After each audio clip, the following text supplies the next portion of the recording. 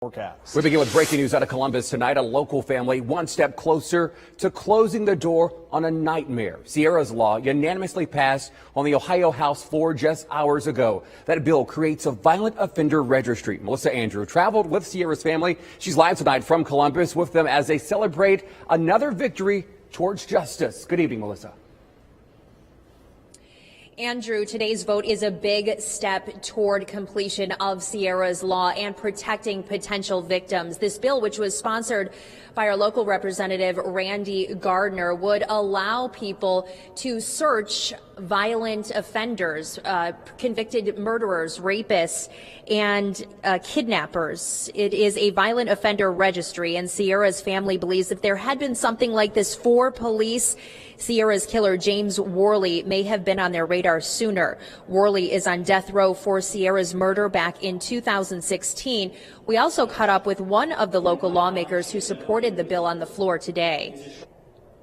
People have a right to know. In my opinion, many of these violent offenders should not even be in the community. They should be back in jail. So if the state is going to allow violent people out, at the very least, people should know that if they're living next to them. Now, Sierrah's family wasn't always certain that this bill would become a reality, and there are still a couple steps left, but a major victory here today. I'm live with Sierrah Joggen's mother, Sheila Vakulik. Tell us about some of the challenges that you faced toward this great accomplishment today. Well, the biggest challenge that we faced was actually trusting that Senator Gardner understood the vision that we had for this bill and the things that we really wanted to accomplish. So putting our trust and our faith into him and hoping that he would see it through the way that we wanted it. And he did a great job in doing that. A long 2-year process, and one that you have deep down been happy to fight because it's for your daughter, Sierrah, and it is named for her. What would she say to you, to Mom, tonight? She would be very proud of us for standing up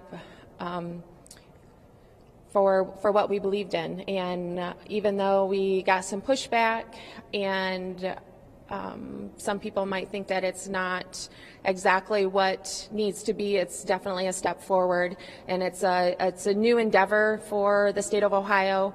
We believe it's one that's necessary in advancing some of the tools that law enforcement have as far as when people go missing, being able to react quicker in that situation. So I know she'd be proud. And I know it's something a lot of people in our community really believe in, and their hearts are with you. And thank you so much for allowing us to be on this journey to Columbus with you today. Now, as far as the next step, this goes back to the Senate for what's called a consensus vote. That's really just a formality. Ultimately, this bill is expected to end up on the governor's desk. He will have 10 days to sign it, and that must be done before the end of the year. Reporting live in Columbus at the State House, Melissa Andrews, WTOL.